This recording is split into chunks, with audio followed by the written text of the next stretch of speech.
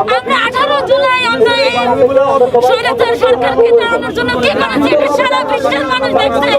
আজকে আমাদের গায়ে হাত তুলে এত সাহস এই স্বৈরাচার পুলিশ বাহিনী গায়ে যেভাবে হামলা করলো আজকে এই খুনের মধ্যে আমাদের